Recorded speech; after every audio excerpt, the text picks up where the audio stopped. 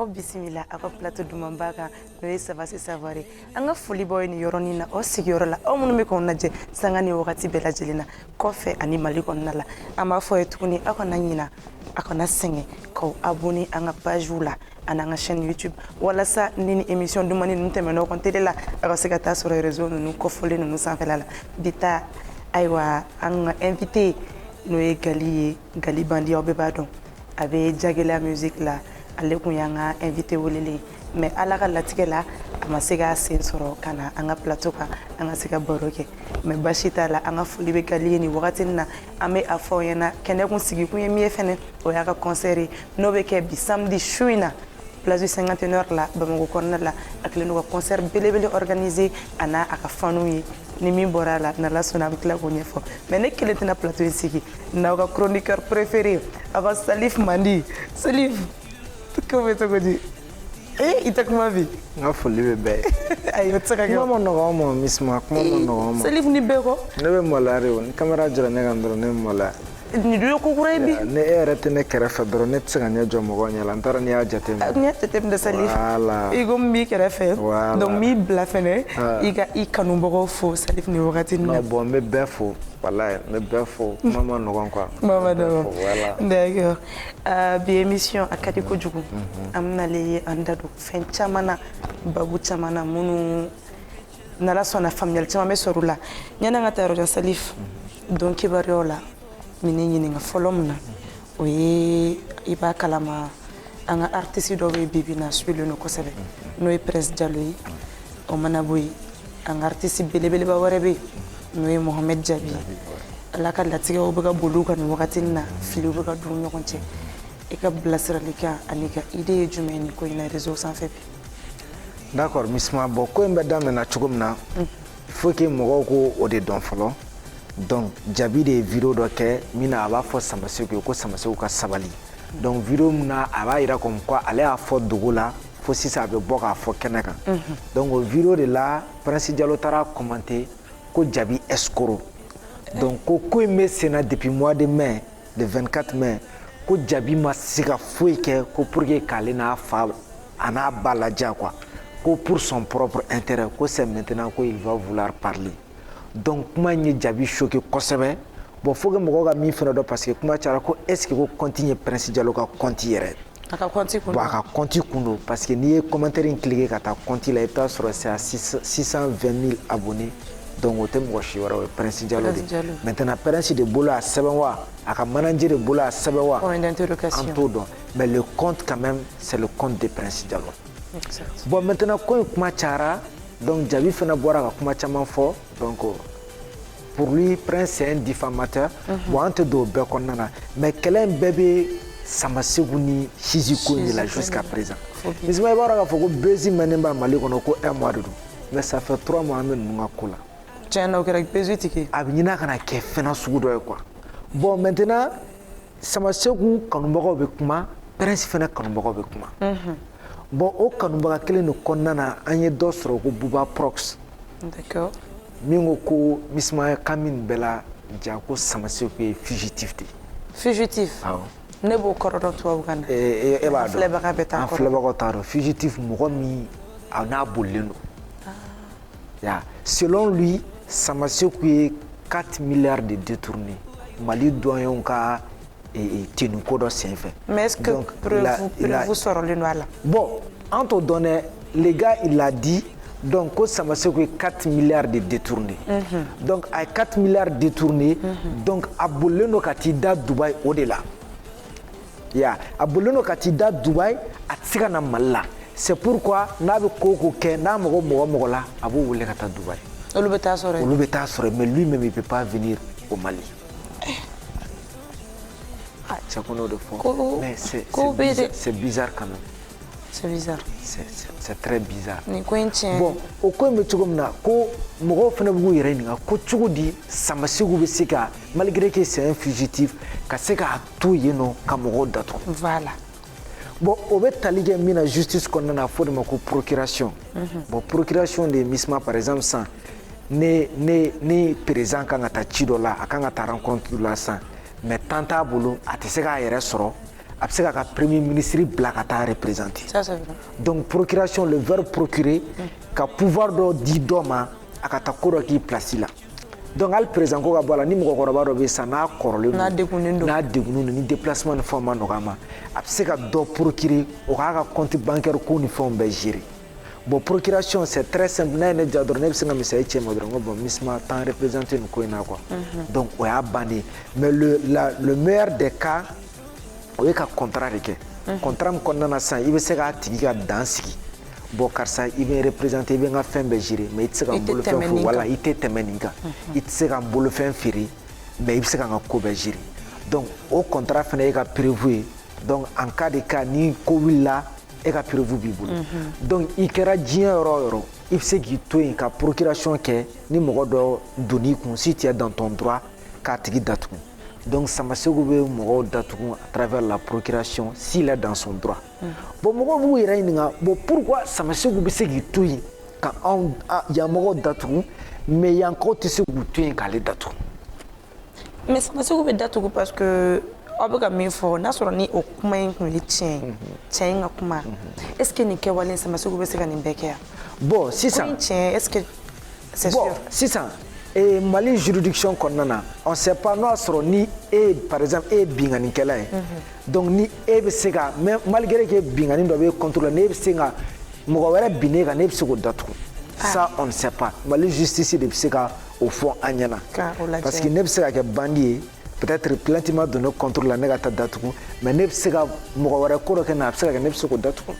mais prévu bɛ k'e bandi ye si la justice malienne a fɔra k'e tɛ se ka na awɔ togo jɛ bɛ se k'i to kɔfɛ Salif awɔ ka kɛwale dɔw kɛ yan nɔ justice kɔnɔna la. a kan ka se ka kɛ dɛ a kan ka se ka kɛ bon i ta in fɛnɛ de fait k'i to kɔ kan o bɛ tali kɛ fɛn dɔ la i b'a fɔ ko compétence territoriale sisan dɔ k'a to Faransi sa k'e ban nin sisan nɔ de fait k'a ma kɛ Mali la e k'a kɛra Faransi donc maintenant e ka Mali juridiction tɛ se k'o tigi juger quoi Faransi juridiction de bɛ se k'o juger bon o la a bɛ se ka kɛ mais i b'a ye k'a fɔ ko ni i ye plainte don a tiriki tɔrɔkɔ bɛ caya tellement que f'i b'a a laisser tomber quoi voilà bon o de la an ka vidéo man caman bɛ yen nɔ u tɛ se ka na c'est vrai parce que plainte caman bɛ k'u kɔnɔ k'u to yen nɔ courage tɛ mɔgɔw minɛ k'a ko ɲɛɲini quoi mais a ye mɔgɔ caman sɔrɔ i b'a fɔ i bɛ politologue Seku Tunkara dɔn bon a tun ye ko dɔw kɛ k'a to yen mais a nana u tun y'a minɛ mais ala barika la mun ye plainte don a contre o ye fɔ ka bɛn kɛ donc u ko k'u yafara donc a labilala bon o ɲɔgɔnna de bɛ k'an ka vidéoman baden kɔnɔ yan nɔ donc compétence territoriale u k'a faamuya dɔrɔn Samassekou b'i to yan fɛ ka mɔgɔw datugu par procuration mais anw tɛ se k'ale datugu ou bien a ka bɔ ale la a ka kɛ malien wɛrɛ à l'extérieur ça o bɛ tali kɛ a tɔgɔ compétence a tɔgɔ français ma tunu a tununila nka a bɛ faamu mais an bɛ se ka min fɔ Prince Diallo ni Mohamed Jabi ye ni ko in u ka sabali olu k'a dɔn k'olu ye Mali artistes de Mali artistes kɔrɔ ko jamatigiw de don filɛbaga caman b'u la influence b'u la n'olu ye fɛn fɛn kɛ a bɛ jouer an ka image de kan donc u ka sabali u ka jisuma kɛ u dusukun na ni ko in yɛrɛ nɔgɔyara Samassekou tɛ mɔgɔ jugu ye Prince tɛ mɔgɔ jugu ye Chizi tɛ mɔgɔ jugu ye Mohamed Jabi tɛ mɔgɔ jugu ye fili de bɛ ka don u ɲɔgɔn cɛ an bɛ dugawu kɛ halisa Ala ka jisuma kɛ ni ko ninnu bɛɛ fura ye Salifu n'i ko ko fili don an b'a to i ta la an k'a to fili la dɛ an b'a to i ta la Salifu a ma ban dɛ réseau ɲagaminen don tuguni awɔ an ka Prince dɔ bɛ yen Prince de la Kora o tɛ yan Sidiki Jabate Tumani Jabate den ye lɔk t'a la dɛ ayiwa Tina Glamour n'o ye Arafat DJ ba paix à son âme n tɔɔrɔ n'o bɛ fɔ Woma voilà ale bangebaga n'o bɛ balo la bi a bɔra a ye vidéo dɔ kɛ a ka mécontentement yira a dusu bɔlenba ye vidéo kɛ ka ɲɛsin an ka Prince ma ayiwa Salif ko in kɔni hakili n'o ka yɔrɔ minɛ dɛ bon Misma cette affaire là est-ce que n tɛ nin yɔrɔnin Tina Glamour ni Sidiki Afan est-ce que n t'a fɔ français la bon non u bɛ julakan mɛn o ayi caman tɛ julakan mɛn non u b'a mɛn a to n ka fɔ français la sa a to n ka fɔ français la sa Tina k'a mɛn sa Tina tɛ a tɛ julakan mɛn o a t'a mɛn a t'a mɛn o a to n ka fɔ français la pour que a k'a mɛn bon kabiri kelen fana n tɛ Victor Hugo ye wa ma wolo Faransi. Ayiwa ma t'a la bɔ i k'i sigi an ka lamɛn. N'i ye le bila la nɔ la mɔgɔ kana na. O de la n k'i k'a fɔ Jula kana. A to an k'an débrouiller ça. Ayiwa sira b'i bolo. Ok bon maintenant Misma dans cette affaire là. A daminɛ ka ɲi. Ok sira ka ɲi. dans cette affaire là. Tina Glamour est en train de, c'est-à-dire elle s'en prend à Sidiki parce que Sidiki s'est permis de s'afficher avec sa petite fille Rafna. Une petite fille. Une petite fille. Selon elle, Sidiki est en train de chercher du nom sur le dos de Rafna. Et elle dit que depuis que Arafat est venu au Mali, on a tous vu la vidéo, depuis qu'Arafat est venu rendre visite à Sidiki Diabaté, il ne s'est plus retrouvé. Elle fait allusion à une vidéo, je ne sais pas si tu l'as vu, quand Arafat descendait de l'aéroport, il y a un vieux qui a eu à le bousculer. Qui portait un bazin bleu. Voilà, qui a eu à le bousculer. Donc les gens ont pris ça comme une sorte d'envoûtement. Voilà, tu vois. Français, c'est bon. C'est net. On continue. Donc maintenant, selon elle, Sidiki Diabaté cherche du nom sur le dos de Rafna. Quant à elle, Sidiki peut tout faire avec Carmen. Sama, la mère de Rafna. Voilà, donc Sidiki n'a qu'à laisser sa petite Rafna fille tranquille. Mais Misma, quand même, un peu de respect. Ok. Quand même. La maman, elle n'a qu'à sciencer un peu. Elle n'a qu'à sciencer un peu. Sidiki Diabaté, 4 millions d'abonnés sur Facebook. Oui. 2 millions d'abonnés sur Instagram. 45 millions de vues avec son titre Fais-moi confiance. Fais-moi confiance. Nominé au Grammy Awards 2015 quand il avait 23 ans. Mais Misma, quel nom Sidiki va chercher sur le dos de Rafna? Une petite fille de 3 ans, de 4 ans. Mais dans cette histoire, c'est Sidiki qui me fait du mal, quoi. Pourquoi cette histoire est en train de durer comme ça? Pourquoi il ne prend pas Carmen, genre, pour lui donner un petit frère ou bien une petite sœur de Rafna? Ah, mais c'est ça. Est-ce que dans la logique, même dans la religion, ce n'est pas un crime de marier, comment dirais-je, la veuve de son ami? Au contraire, c'est mieux que de la laisser pavaner dans les rues par-ci, par-là. C'est vrai. Donc, Sidiki n'a qu'à, parce qu'il faut une connexion entre le Mali et la Côte d'Ivoire. Donc, Sidiki n'a qu'à prendre Carmen vite fait. Et on va oublier les 49 soldats. Voilà. Ok. Bon, comme Sidiki n'arrive pas à le faire, on compte sur Ahmed Diabaté. Mon frère, toute la population malienne te suit. Ce que Sidiki n'a pas pu terminer, là, il faut terminer. Ce que tu as commencé, il faut terminer. Ahmed Diabaté. Maintenant, si tous ces deux la Misma, s'ils n'arrivent pas à faire quoi, Bonne ni Carmen ni Fenche. Salivre, nouveau TV salivé. Oui. Et t'es quoi? Miko. Plaisir fana yonko. Ah ben Miko. Bonne ni Carmen ni Fenche. Parce qu'il y a me comment me tchade. Fin de thé al ça. Voilà, merci beaucoup pour la compréhension. Merci beaucoup, Salif. Voilà. Salif, amena les épisode ni nota. Parti prité kala. Bashi mateke foiteke la dilikando. Blasralido. Anika mugo akli la jikikodola. Oteta yorojan. Oye ayere fasokwe. Niko fasoko. Iko malien denko. Malien denko iwe anga jilikundai. Anga jeli kuna ko mina do al santana bientôt no ye anga artiste musulman sabay afolo madame no koram sula no ye Safi Diabaté bingini bagaga Mariamba ka bembalia jume kodo réseaux sociaux sans faire la nyagam ne lobi al nié son kura bla ataka segalame al nié publicité bla ataka segalame al nié information bla tangani ni sabato kota le ka fin te suit Salif ko meka baba otike abaka ko otike mais remarque folom kera ko ko en juga libra extérieur la e ka akilna juma wala nyana nga blasra lek bon nous ko extérieur est-ce que quand anga mo ma Misma ça finit beginning à ko en fait et c'est quelque chose d'abord mogoka damne don il paraît que bigini ka groupe sans fait c'est les rumeurs ne t'aura passera comme exactement mais yemi mais comme mogo comme Safi nenini donc bigini ka fans club groupe sans fait bigini ne réagit pas donc faut vocal do ye futike donc vocal ninnu fana kɛlen ka fuite kɛ Safi fana bɔra ka kuma comme quoi mɔgɔ si kana na i ta sara des trucs comme ça il me semble que o yɛrɛ de ye polémique de ko in na donc Safi bɔlen ka kuma après an tilala ka Bigini fana ka vidéo ye donc vidéo min na Bigini b'a fɔ ko wayi ko mɔgɔ kana ale ba neni mɔgɔ kana ale ba kɛ tan Safi ale ba de ale ni Safi ka jɛ ala de bɛ se k'a fara quoi sinon mɔgɔninfin tɛ se k'a fara quoi mais c'est quelque chose il faut que Maliens go faamuya misma Mali fanu de b'a fɔ ko on veut la paix alors qu'en réalité wallah ils ne veulent pas la paix les tensions te ko la Mali la dɔrɔn ça ne marche pas les tensions te ko la Mali la dɔrɔn ça ne marche pas donc u bɛ ka fɛn dɔw de ressortir comme quoi ko ŋana tɛ ŋana fɛ maintenant Bigini bɛ k'a ka place sɔrɔ o jalousie bɛ ka na Safi la donc ils sont en train de tout faire pour que ka voilà donc ne b'a fɔ ninnu fila ye ninnu fila de ka kɛ hakilima ye u fila de ka kɛ hakilima parce que tu sais Mali la nɔ fanu b'i pousser u bɛ tila k'u fosi ka b'i kɔrɔ n'i y'a ta ka jateminɛ Mali la misima ni i ni mɔgɔ tɛ ɲɔgɔn na dɔrɔn i ka concert tɛ fa ni bɛɛ ka di i b'a ye k'i ka concert tɛ fa mɔgɔ fɛn fɛn ni bɛɛ ka di problème t'i da la e tɛ buzz la i tɛ actualité la i tɛ se ka koba kɛ bilen Mali la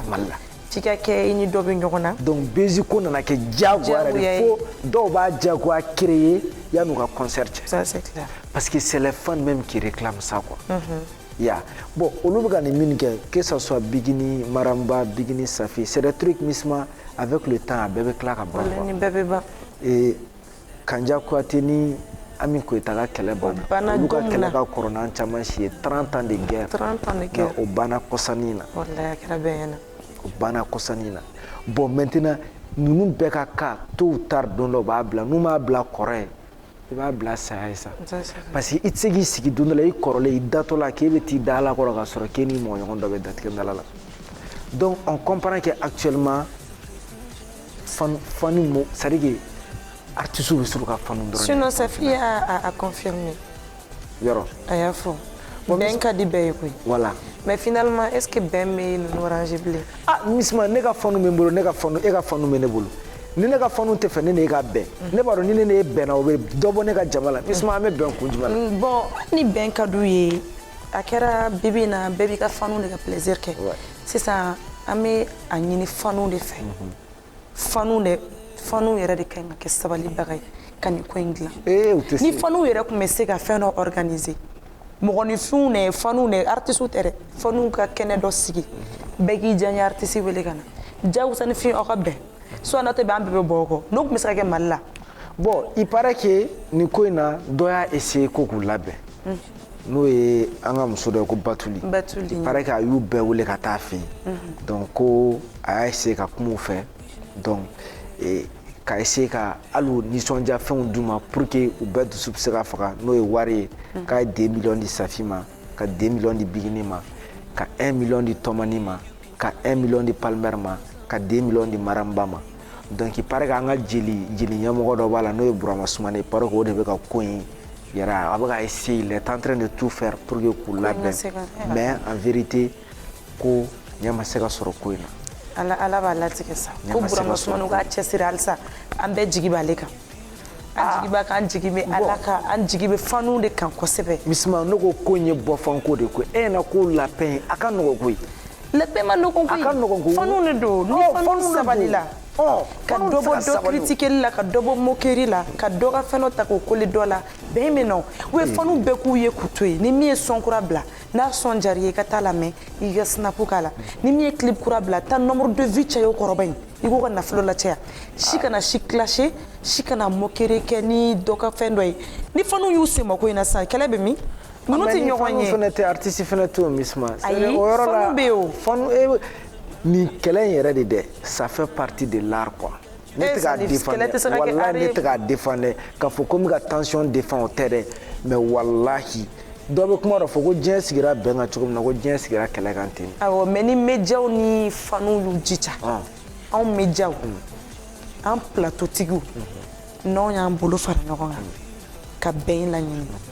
an tɛna se artiste ninnu fɔlɔ ma de an bɛ taa fanu ko in bɛɛ fanu de koyi an bɛ ka mɔgɔ minnu yɛrɛ tɔgɔ fɔ olu yɛrɛ ko fanu de don mais ne y'o de f'i ye fanu ka sabali bɛn mais ni ne b'a dɔn ko ne ka bɛn tɛ ne ka fanu arranger parce que victimiser de ka di i m'a fɔ c'est à dire que i ni Misma Salif nanga ko inga nɔgɔ sa a solution fɔlɔ ye min e bɛ papier in fɛ ne tɛ se tɔgɔ fɔli la e bɛ papier in fɛ ne bɛ nin fɛ ni nin papier in ye activité min kɛ a su ye i k'a soutenir ni ne ta ye min kɛ ne k'o kɛ si kana si clasher si kana si indexer bɛɛ ka bɛɛ to yen bɛɛ an ka lajɛ bɛɛ a ko bɛ laban cogo min na o la n bɛ ka fɔ n ko fanu ani médiaw plateau sanfɛla la an ka sabali médiaw ka sabali Misma u b'anw de fɛn sa u b'anw awɔ bɛɛ bagakɛra médiaw de ma ko médiaw de bɛ ka ko juguya ɲɔgɔn na an de b'a kɛ tan an de b'a kɛ tan mais i bɛ taa sɔrɔ hali n'i y'a ta k'a lajɛ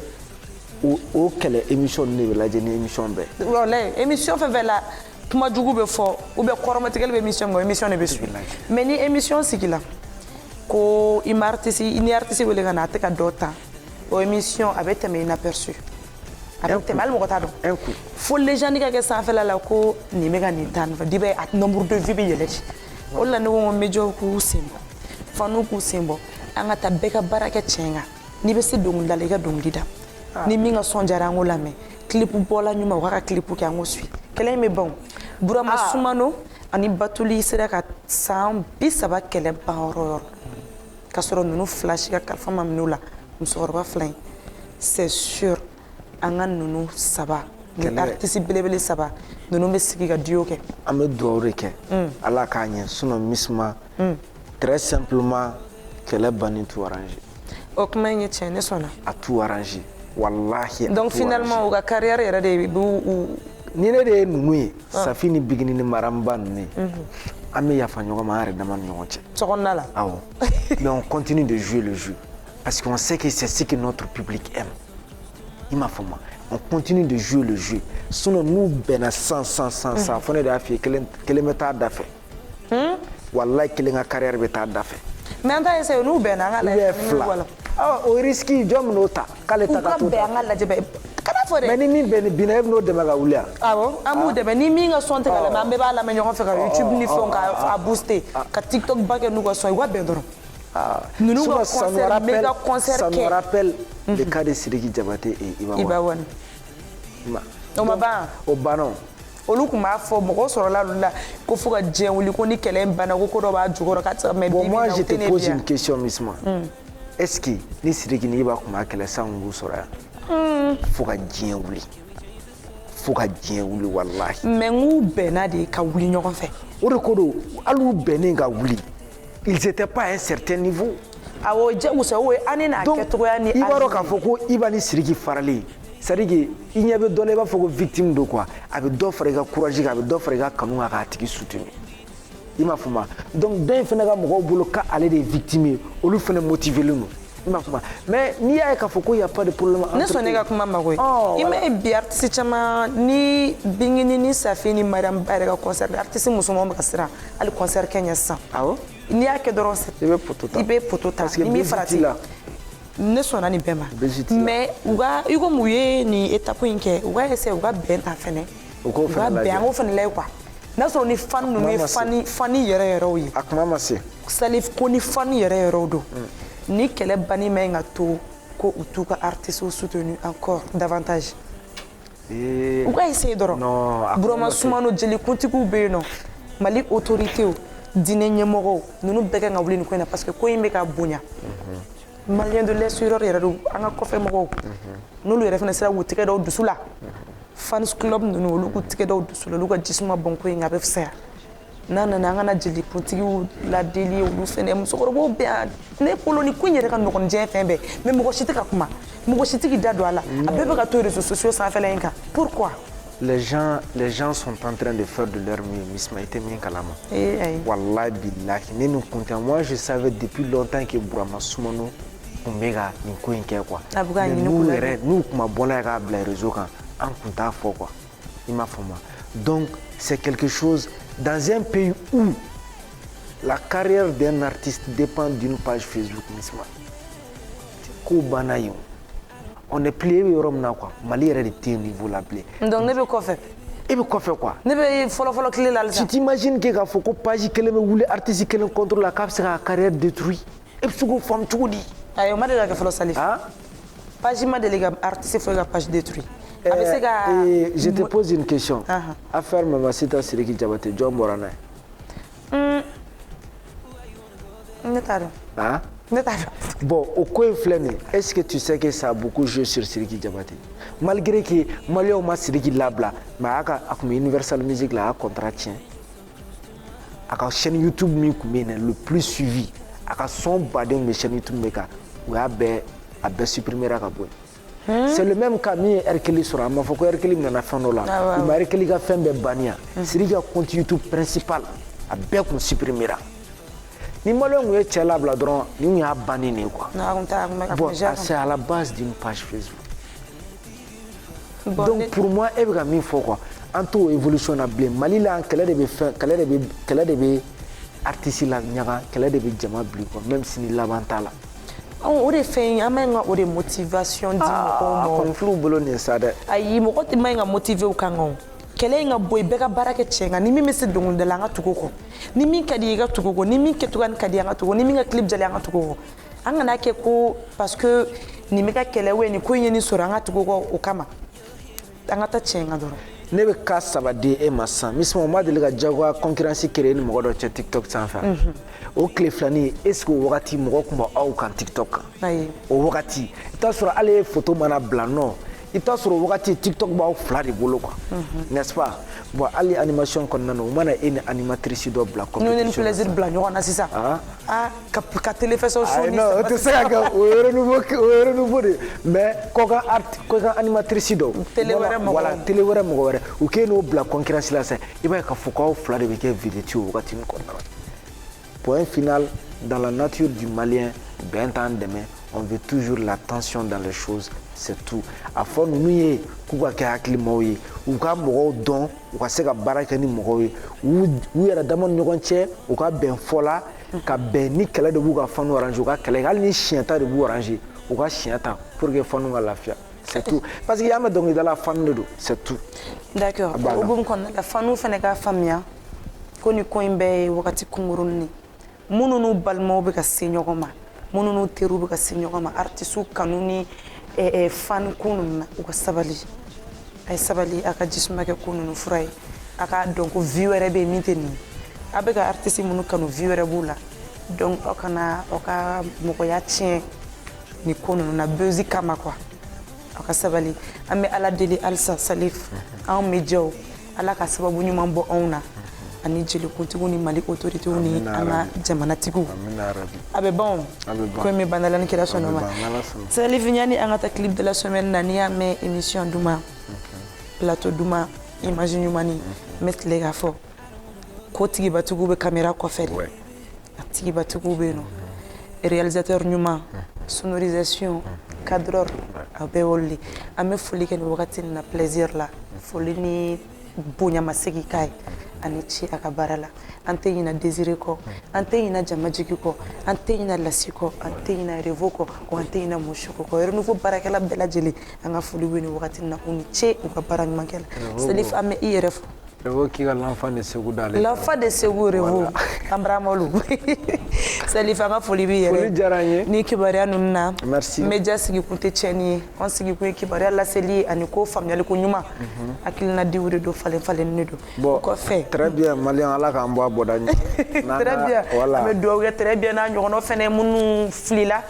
ni fliu sense ko chama malaka jisuma ka fura min arabi anga fuli bi o yere o munu sigle me kan na je wakati bela jelena o munu be suggestion ke o conseil o critique ama bela jelen fara nyonga abi on de me para nyonga yen konnala ante nyonga bla fa an sigi kunye mogo mi no e gali bandi aka clip kura ni gali Diban Gonzalo 2 Chakili Yam Music MT Seven, sponsor officiel de la Santana Gang. This Neezy on the beat Diban Santana Gangi ya kana madasa ko fima Naija ibeti korega wole wan jamana fariga nana Santana Gangi amago te Pepsi tena wari bi bolo wa wari bambolo anebe kulushi boy ga gola Santana Gangi se buda o de jole manyema waka pa ulu jole man kofe MT ko amago chicho kutana Santana Gangi njole me kare ni kuna nya ferega ba sisa me hele ditini pluma ne nyogana te atobe pussy imai sisa sawe na joga tele ne de diba tobe bichi saudi money wokone chamane bina oteka sega wuli ali jana jala oteka wole itatene kono me jamali shini topo ni chiligo mogote sere diba topo RNT ça fait me ça walima RNT ça fait me pido allo sempo karuga kibora tora gogo jisa fe ego yugo nie nege kumabala ni dabara te doro kalabanchido papa ngantogo soro iga sona la diligano mjole me cheuga dala ni pese nege zube ba kalama ni agena ti wele mena maibi tegata kuma chama double la eta fere iyaga ti tegefa iga plante dame mpari le no igo amidu samasa Santana gengi anteta mogochi ntogo te bagari jae wakana wele bilisi iga nermini koloshi diba pa Santana gengi nya kana mandasa go fima naija ibeti koraga wole wan jamana farega nala Santana gengi amago te Pepsi dena wari bi bolo wa wari ban bolo anebe kulushi boy ga gola Santana gengi sebu daude jole manyama waka bo ulu jole man kofe MT go amago chicho go tana Santana gengi unjole me kare ni kuna nya ferega ba sisa me herela ditini beoma Santana gengi ni gedoro ballon nage sega mineta o e birigi era pe capitaine ni galon ulo jale igo matini fiziki e ferega ga bantare atono akoro ga giri ni fara ni birigi ase igono ne keruga baron te bagari jae wa fenete bilisi diba uwa kuma ga chao te ga pale fire kuma ti dagono sege bi damine era pe comedy beto ga naele sara lo bega ga enesi daele sega go ga te moga ba donere wari bi bolo ti dogoni sonere dale me shala me gore ni bonere soni doro me ga era te daele Santana gengi ante mogochi ntogo te bagari jae wa kana wole bilisi iga nermini koloshi pa diba Santana gengi ya kana mandasa go fima naija ibeti koraga wole wan jamana fariga nala Santana gengi amago te Pepsi dena wari bi bolo wa wari ban bolo anebe kulushi boy ga gola Santana gengi sebu daude jole manyama waka bo ulu jole man kofe MT go amago chicho gutana Santana gengi unjole me kare ni kuna nya ferega ba sisa me herela bitini puma